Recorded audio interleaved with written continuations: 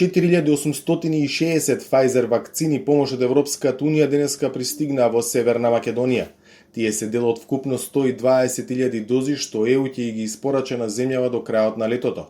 Почетокот на имплементацијата на овој механизам на Брисел за помош на Западниот Балкан беше причината за денешната посета на министерката за ЕУ на Австрија и на еврокомесарот за проширување. Зад нас останува периодот кога тешко се стигнуваше до вакцините и сите показатели и динамиката на пристигање на вакцините во престојниот период најавуваат дека во тој поглед имаме сериозни промени на подобро.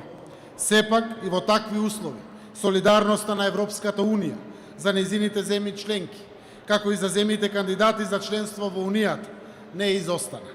Во тоа име, дозволете ми да ја изразам мојата благодарноста на владата и на граѓаните на нашата земја.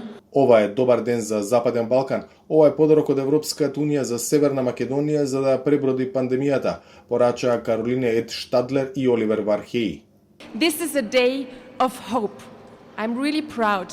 Денеска е ден на надеж. Навистина сум горда што Австрија беше во можност да придонесе и да го олесни процесот на овозможување вакцини за Западниот Балкан. Вкупно 650.000 дози за земјите од регионот, од кои 120.000 за Северна Македонија. Овој гест е сигнал за посветеност на овој регион. Покрај вакцините, второто клучно прашање за кое денеска државниот врв во Скопје разговараше со австриската министерка и со еврокомесарот беше можноста за одредување датум за одржување на првата меѓувладина конференција, процес блокиран поради бугарското вето. Вархеи не ја исклучи можноста Албанија да се издвои, а Северна Македонија повторно да остане сама во европската чекална. We still need to work very hard. We are not there. Мора напорно да работиме, се уште не сме таму. Мора да се согласат сите земји членки, што значи дека мораме да најдеме решение за случајот на Северна Македонија. Дали е можно одвојување на Албанија и Северна Македонија? Ова е процес темелен на постигнување, кога ги гледаме постигнувањата на Албанија, таа ги исполни сите барања.